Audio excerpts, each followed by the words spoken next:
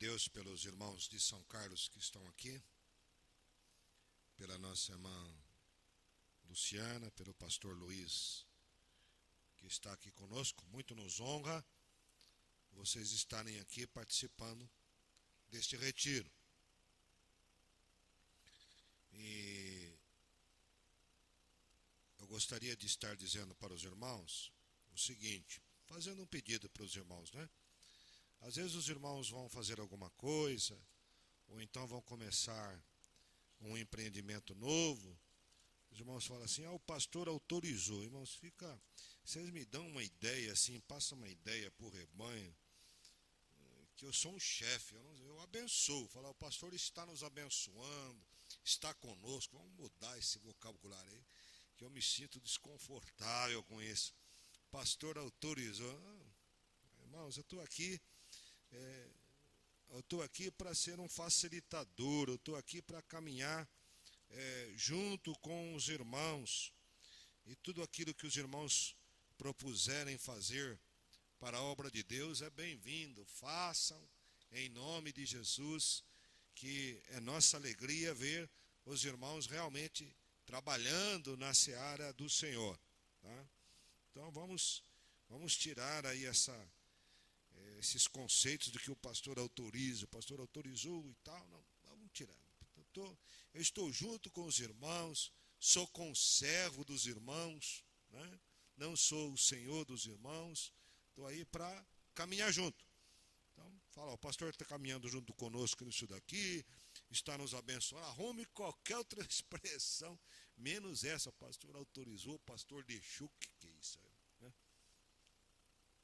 Outra coisa também, irmãos, é que quando chega assim em retiro, eu me sinto um pouco desconfortável de pregar em retiro, porque geralmente a igreja sempre retiro, espera algum pregador de fora, alguma novidade, não é? E a gente sente assim um pouco assim desconfortável. Mas então os irmãos estejam aí orando por mim para a ministração da palavra do Senhor nesta noite. O tema do retiro é renovando a nossa mente, transformando pela renovação da mente, sendo transformado. Transformai-vos pela renovação da vossa mente. Então, a nossa mente precisa mudar. Então, eu gostaria de estar trazendo para os irmãos algumas coisas muito simples mesmo, que o Senhor tem feito na minha mente, e que eu me alegro com a simplicidade daquilo que o Senhor tem feito. Eu espero que esta simplicidade do que o Senhor tem feito na minha mente, mudando a minha mente, ajude os irmãos também a serem abençoados. Como eu sempre falo para os irmãos, eu não tenho nada para falar, eu falo para os irmãos aquilo que o Senhor fala comigo. Então eu vou apresentar algo do que o Senhor tem falado comigo, que é uma coisa tão simples, mas que possa ser usado para a edificação dos irmãos e da igreja. A leitura nossa está em Gênesis capítulo 15. E nós vamos estar lendo do versículo 1 ao versículo de número... Não. Eu errei aqui, irmãos. 18. 18 de 1 a 15. Perdão, irmãos. Gênesis 18, de 1 a 15.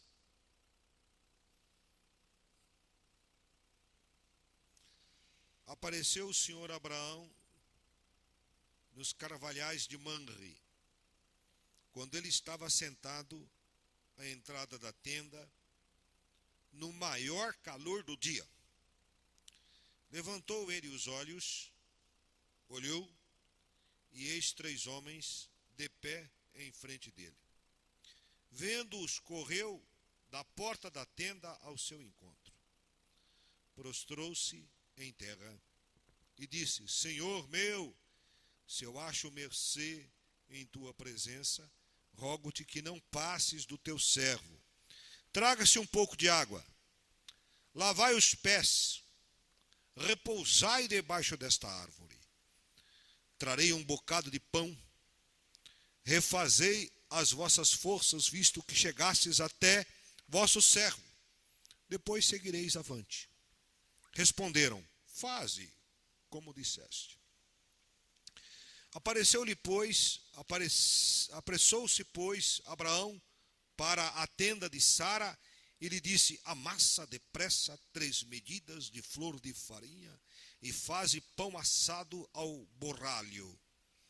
Abraão, por sua vez, correu ao gado, tomou um novilho, tenro e bom, e deu ao criado, que se apressou em prepará-lo. Tomou também coalhada e leite, e o novilho que mandara preparar, e pôs tudo diante deles, e permaneceu de pé junto a eles, debaixo da árvore, e eles comeram. Então lhe perguntaram: Sara, tua mulher, onde está? Ele respondeu: está na tenda. Disse um deles: certamente voltarei a ti daqui a 1 ano, e Sara, tua mulher, dará à luz a um filho. Sara o estava escutando à porta da tenda, atrás dele. Abraão e Sara eram já velhos, avançados em idade, e Sara já lhe havia a Sara já lhe havia cessado o costume das mulheres. Riu-se, pois, Sara no seu íntimo, dizendo consigo mesmo: depois de velha, e velho também o meu senhor, terei ainda prazer? Disse o senhor a Abraão: porque se riu Sara, dizendo: será verdade que darei à luz, sendo velha? Acaso para o senhor a coisa demasiadamente difícil? Daqui a 1 ano, neste mesmo tempo, voltarei a ti, e Sara terá um filho. Então Sara, receosa, o negou, dizendo: não me ri. Ele, porém, disse: não é assim, é certo que riste. Pai amado, dá-nos tua bênção para esta hora, tua graça.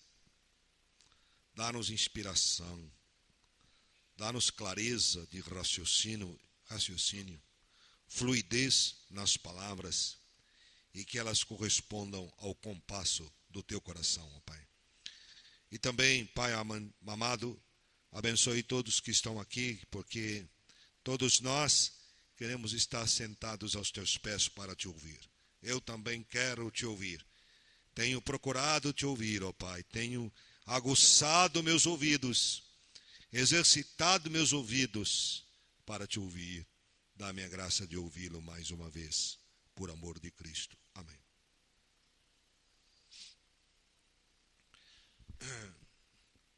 Amados irmãos,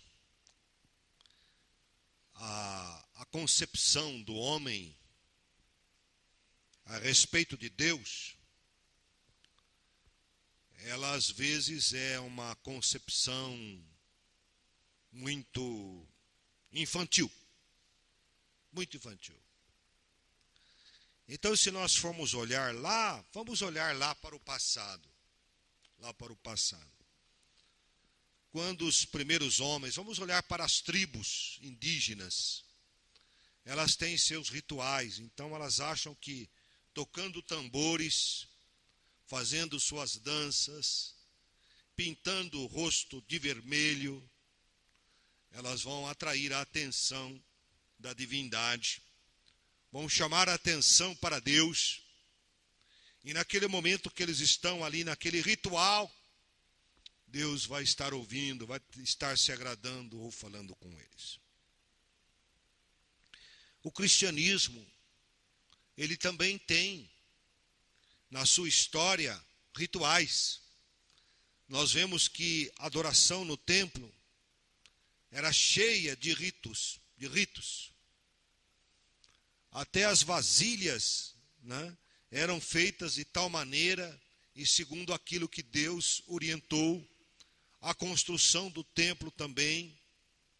Mas a palavra de Deus deixa claro para nós uma coisa: que todo aquele ritual de adoração judaica eram sombras de uma realidade que a humanidade, o ser humano, pela graça de Deus, ainda iria experimentar. Então, quando você passa quando você passa por um lugar onde se projeta a sua sombra, lembre-se da sua sombra projetada e lembre-se de você. Certamente você vai ter grande dificuldade de se olhar só na sombra, você entender perfeitamente o que é uma pessoa, se você nunca tivesse visto alguém. Se você nunca conhecesse determinado tipo de animal, determinado tipo de planta, e visse só a sombra, você teria muita dificuldade em saber como que aquilo funcionava, como que aquilo era, como que aquilo é na sua essência. Então, se nós pegarmos qualquer rito da Bíblia, da palavra de Deus, na adoração do Velho Testamento, tudo aquilo é sombra de uma realidade futura. Agora, olhando estas sombras, irmãos, nós temos dificuldade de chegar na sua essência. E é por isso que o Espírito Santo de Deus vem até nós, e o Espírito Santo de Deus trabalha incansavelmente para mostrar-nos Deus. É por isso que Jesus Cristo também veio ao mundo, para que através de Jesus nós víssemos Deus. Então, a plena revelação do verdadeiro culto e da verdadeira adoração a Deus, nós vemos em Jesus Cristo, nosso Senhor ou nosso Salvador. Mas, irmãos, continuando dentro do nosso raciocínio, nós somos tentados, irmãos, muito tentados, como cristãos, a tornar sagrado só este momento quando nós estamos aqui. Só esse instante quando nós nos reunimos. A ver como sagrado só o momento dos cânticos, da oração, da comunhão. A ver como sagrado só o momento quando nós nos ajoelhamos e buscamos a Deus. Parece que na nossa vida Deus está ausente de tudo mais. Nós temos até a concepção, irmãos, errada. Eu gostaria de procurar esclarecer para que os irmãos não pensassem errado do que eu vou dizer. Nós temos uma concepção errada de que quando nós pecamos, Deus se torna ausente de nós. Eu gostaria de usar como argumento o seguinte: se quando nós pecamos, Deus se torna ausente de nós, como é que nós nos arrependemos? Me respondam essa pergunta. Então, o arrependimento é uma força interior que eu busco e eu tenho, é um mérito meu? Ou é uma atuação poderosa do Espírito Santo de Deus me levando ao arrependimento? Então, nem nos momentos que eu erro, Deus se torna ausente. Deus está sempre presente na minha vida. É essa concepção que eu quero passar para vocês nesta noite. Deus está sempre presente. E é isso que possibilita, se eu errar, se eu pecar, você pecar, nós nos arrependermos. Porque Deus nunca está ausente de nós.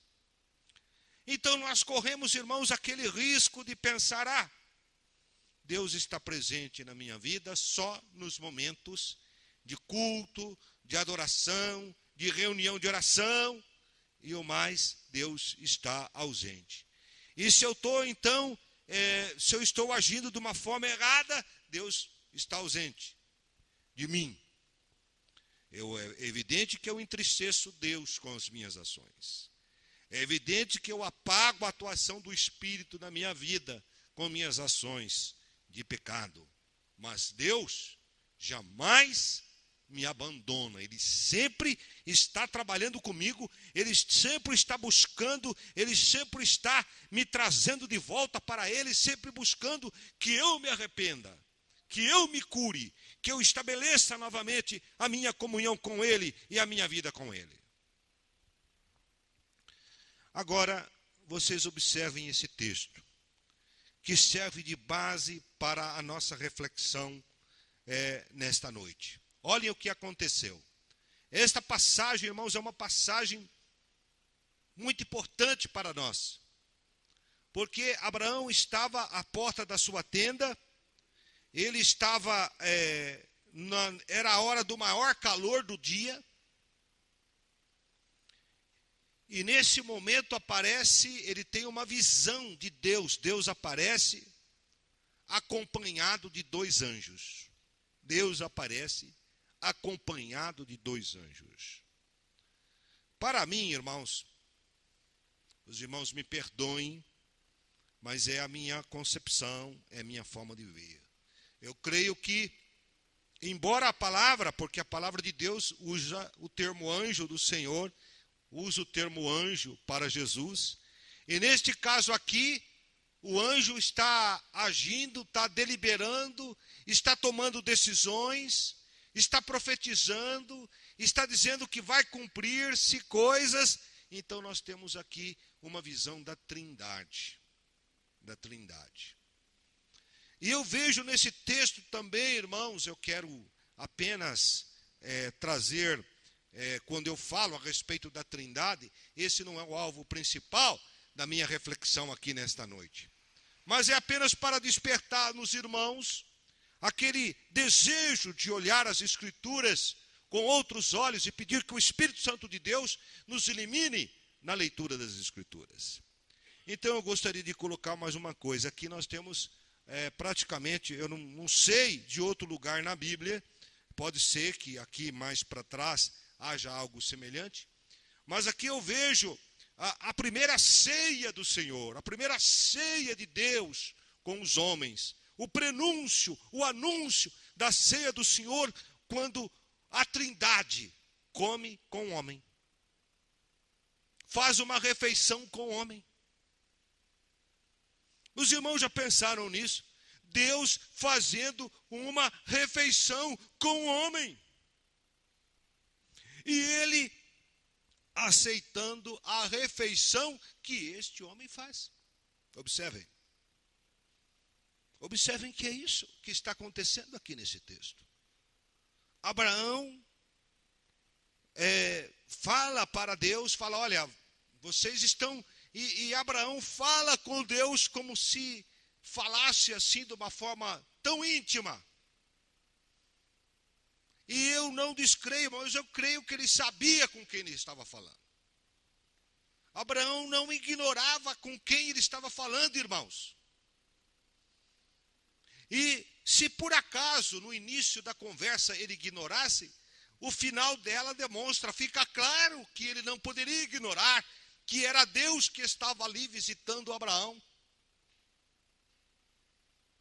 E eu também vejo aqui, irmãos, um anúncio da vinda de Jesus Cristo, um prenúncio da vinda de Jesus em carne, porque a Deus se manifesta como se fosse uma pessoa comum. Só que, dada a maneira como essa pessoa se aproxima, dada a forma como ele surge, e o momento da vida de Abraão que ele surge, ele não tem dúvida que é o Senhor, Deus, que está se aproximando dele. Então, amados, eu não descarto de maneira nenhuma, não descarto a possibilidade de nós muitas vezes termos Deus ao nosso lado de uma forma humana. Não descarto. De maneira nenhuma. Eu não descarto esta possibilidade. Porque, irmãos, nós estamos no começo da Bíblia. Nós estamos no livro de Gênesis. Depois deste livro, depois desta história, nós temos muitas revelações maravilhosas da atuação de Deus na vida dos homens. Então, de maneira nenhuma, eu descarto a possibilidade de Deus conversar comigo não através de uma pessoa, mas Ele se tornar, vir, manifestar-se como uma pessoa e falar comigo. Não descarto esta possibilidade. Então, amados, nós estamos vendo aqui que Deus veio a Abraão de uma forma sui generis, especial. Não tinha não era um momento ali de ritual, não existia o templo. Irmãos, eu quero deixar claro que com isto, eu não estou condenando quem sou eu para falar do culto. Eu amo o culto. Quem sou eu para falar do louvor? Eu amo o louvor. Quem sou eu para falar dos momentos de oração? Eu amo os momentos de oração. Mas o que eu quero mostrar para os irmãos é que Deus está presente nas situações mais simples e pequenas da nossa vida. E que nós precisamos estar atentos e despertados para isto. É isto que eu quero dizer. Porque Deus está presente aqui na vida de Abraão no momento que é o maior calor do dia. O dia estava mais quente.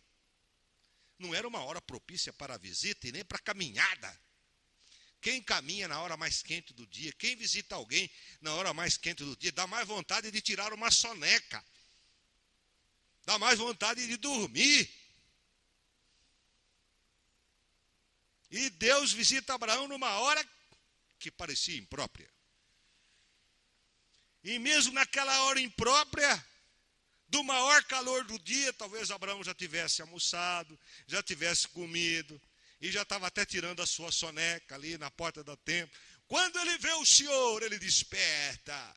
Quando ele vê o Senhor, ele agora se volta, ele não vê nenhum inconveniente, embora já tenha passado do horário do almoço, de se comer, ele não vê nenhum inconveniente a fazer com que o seu criado, a escolher o melhor do seu rebanho para Deus, a levar o seu criado a trabalhar para servir a Deus, a levar a sua esposa para servir a Deus. Então ele envolve tudo aquilo que ele tem ali, ele envolve com Deus. Todas as suas coisas, ele faz girar em torno de Deus. Ele faz seu criado girar em torno de Deus. Ele faz sua esposa girar em torno de Deus. E ele faz seu rebanho girar em torno de Deus. E ele faz seus pensamentos girar em torno de Deus. E enquanto Deus come, ele fica em pé, observando.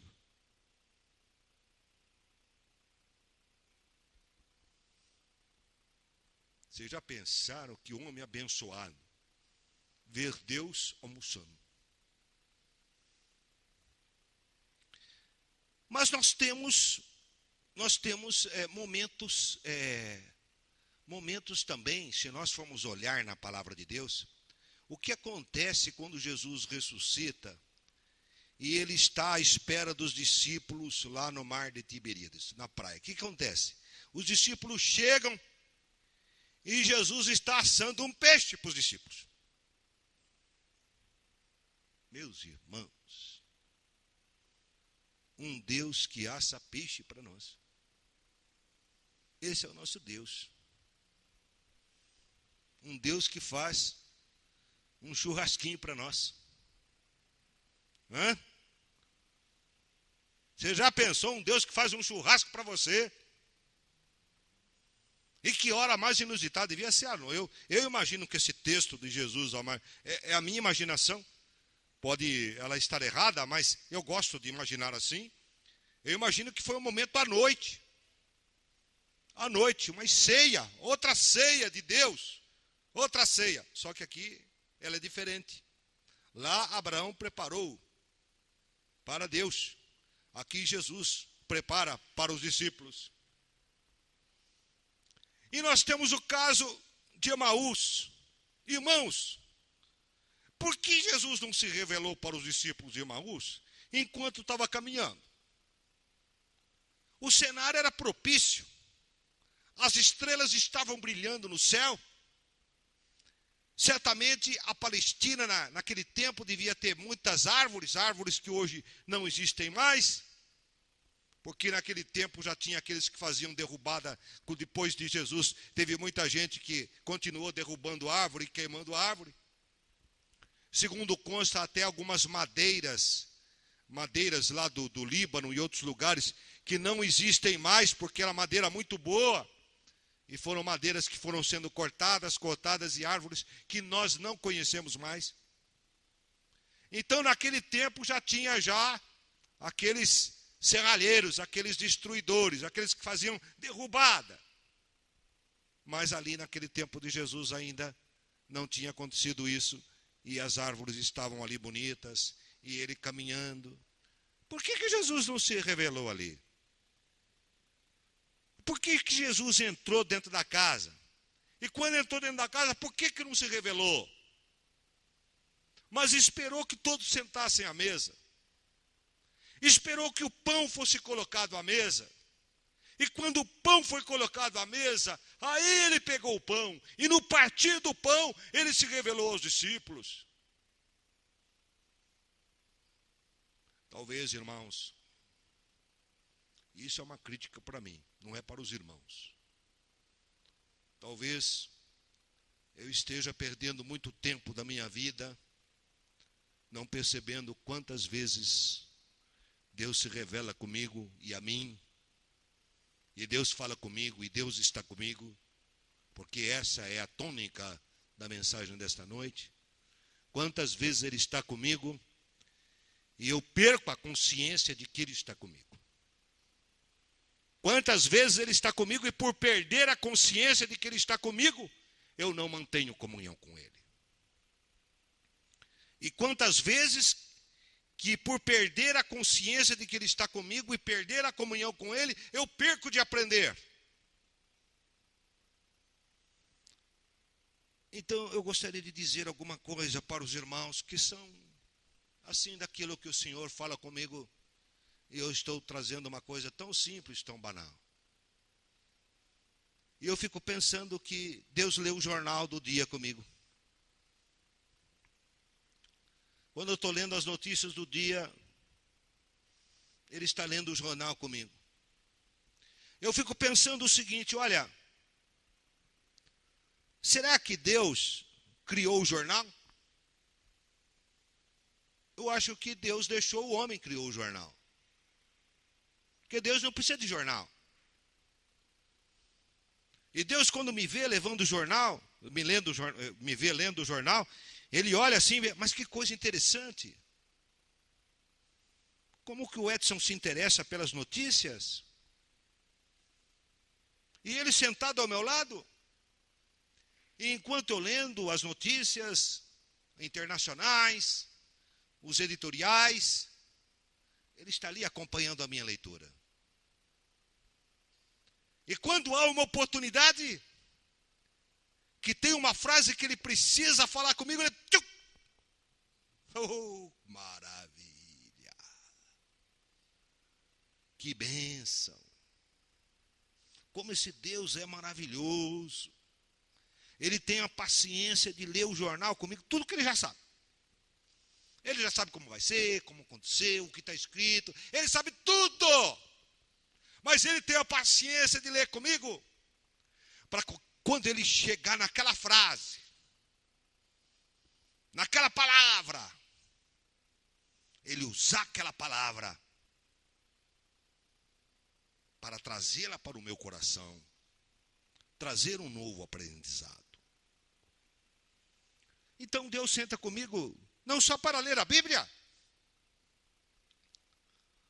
Deus senta comigo para ler o jornal também.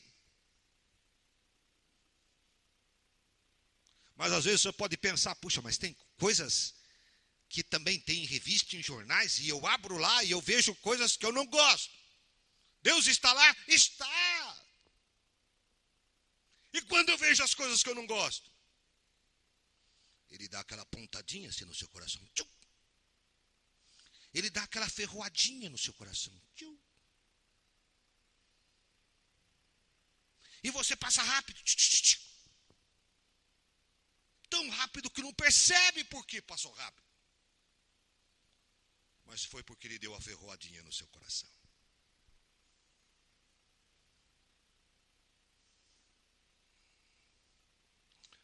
Hoje eu estava pensando, quando eu estava pensando na mensagem dessa noite, eu estava pensando numa coisa, vocês podem rir, mas Deus toma banho comigo. Eu acho que Ele gosta da água. Eu acho que Ele gosta de ver a forma como eu tomo banho. Vocês sabem que eu acho que Deus deve achar interessante o sabonete?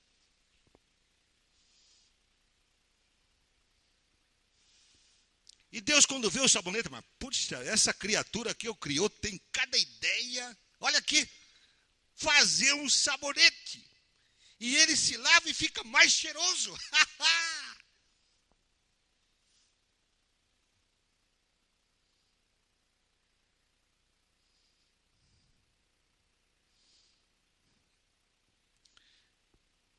É evidente que Deus não experimenta da água como eu experimento. É evidente que Deus não se banha como eu me banho. Mas Ele está ali presente. Ele está comigo enquanto eu me banho. Cada vez que eu me sento à mesa para comer, Ele senta comigo. Eu creio que Ele fica olhando a forma como eu mastigo. Até como eu engulo. Até a forma como, quando eu como ansioso, Ele percebe. O Edson está nervoso hoje.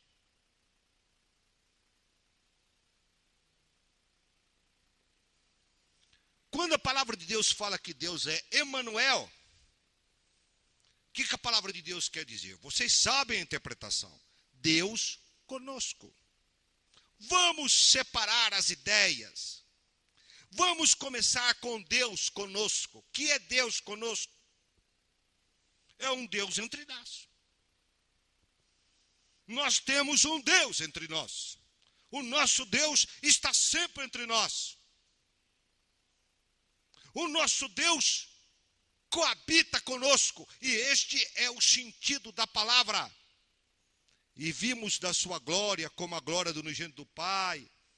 E é o sentido da palavra que Deus tabernaculou. O sentido original da palavra é Deus tabernaculou entre nós. Quer dizer, Deus fez o seu tabernáculo entre nós.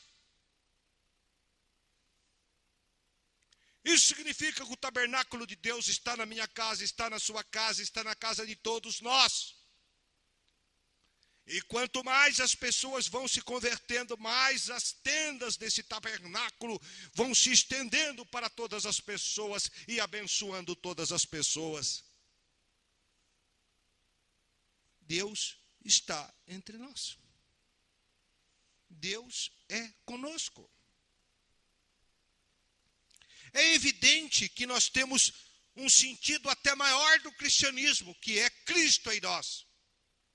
Mas não podemos eliminar a outra ideia. Então vamos dizer Cristo em nós, mas não entre nós. Não.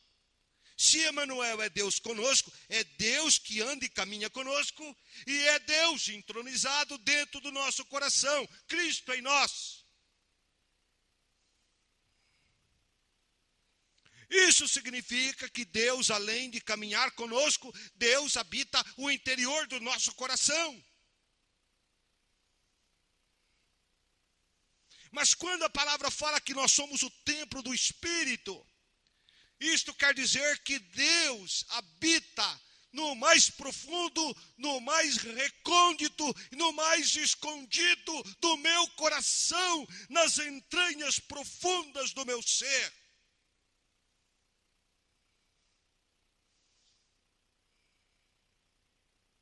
Este é o nosso Deus.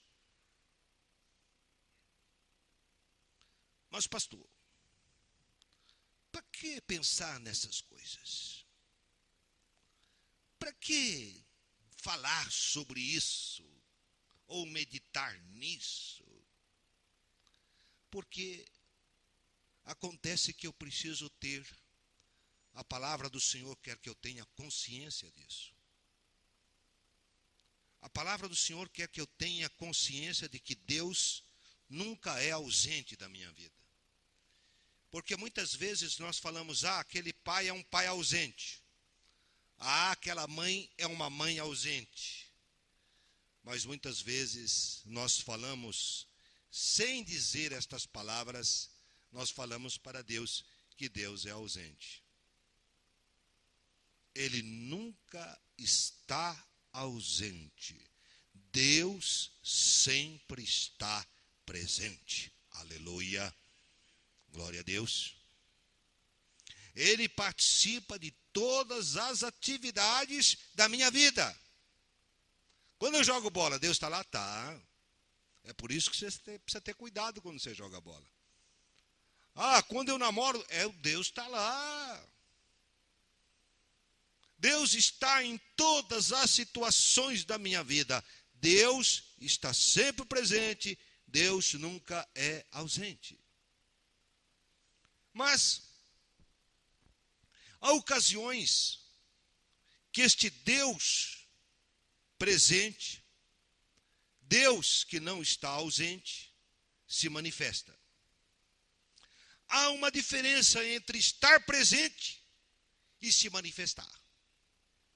Deus está sempre presente. E também há graus e níveis de manifestação de Deus.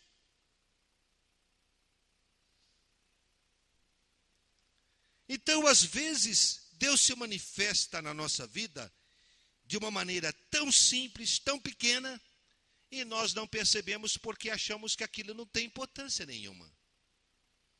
Que aquilo nada significa. Eu tenho, irmãos, caminhado na evolução dos meus pensamentos, no caminhar das minhas ideias com Deus. Eu tenho caminhado no sentido de que jamais eu terei uma grande fé se não tiver uma insignificante fé.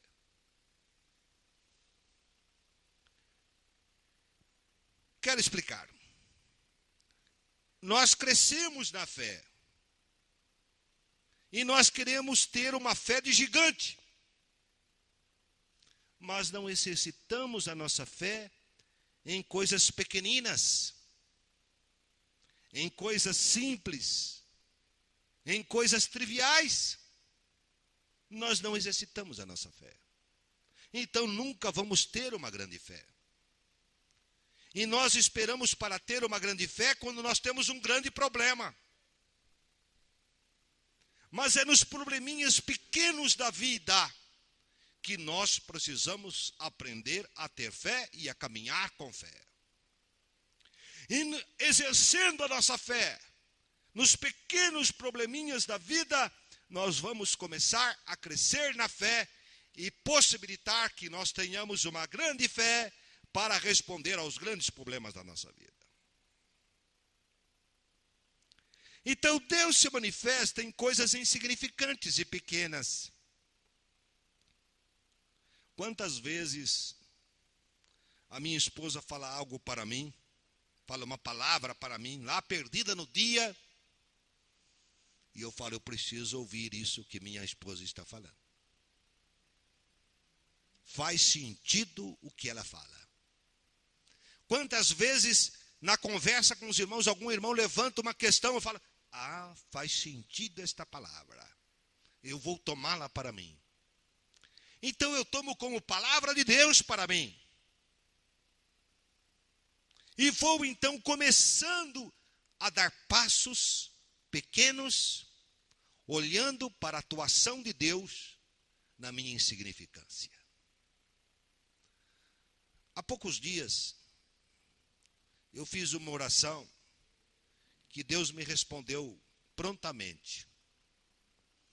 Não quero que vocês peguem os modelos da minha oração, porque se você pega um modelo de oração sem você ver o significado e entender, não adianta, não resolve. Às vezes você vê um irmão orando uma oração poderosa, ungida, e você quer orar da mesma maneira e não funciona, porque você não está no mesmo espírito.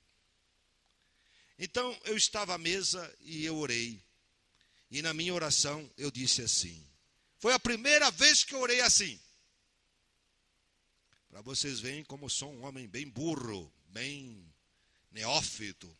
Aos 64 anos, a primeira vez que eu fiz essa oração. Eu orei assim. Eu fiz esta oração, Eu orei assim. Senhor, eu não tenho fé. Minha fé é insignificante. A minha fé é pequena que nem posso dizer que tenho fé. Mas eu te peço isso, Senhor.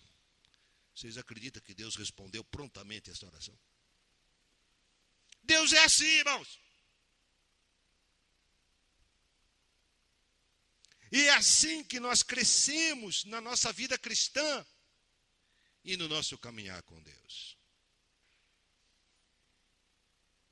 Durante este retiro que se inicia, vocês vão ter oportunidades, como agora estão, de estar ouvindo esta palavra. Tiveram oportunidade já de ouvir os louvores e fazer as suas orações.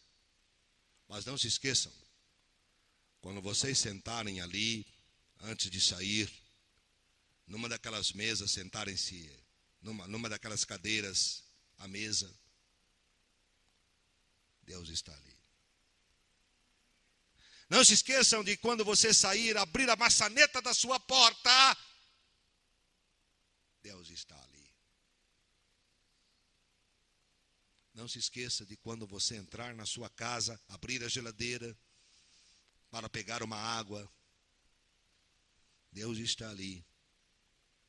E Ele está te olhando, está te vendo,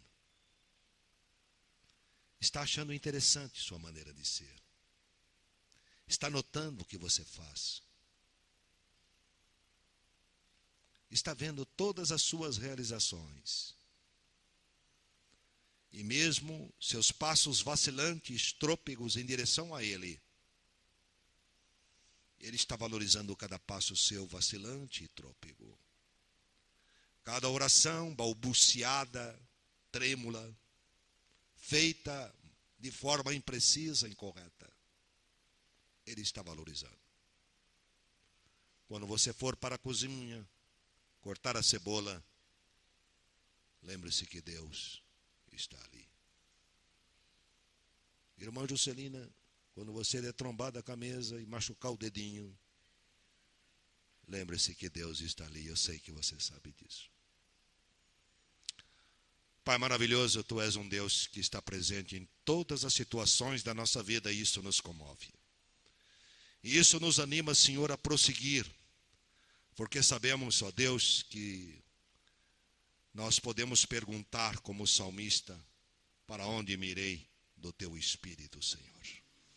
Tu estás presente em todo lugar e em todos os momentos da nossa vida. Tu estás presente, Senhor, no momento em que comemoramos um aniversário, cantamos um parabéns, cortamos um bolo. Tu estás presente no momento, Senhor, em que choramos a tristeza de alguém que partiu, ou alguém que está, Senhor, num caixão, já indo já para, Senhor, o último ato da sua vida. Ah, meu Senhor, do berço ao túmulo, em todos os passos da nossa vida, Tu és o Deus que caminha conosco e Te louvamos por isto, em nome de Jesus. Amém. Glória a Deus. Eu convido o Abel para nos dar a bênção, porque eu falei para o Sérgio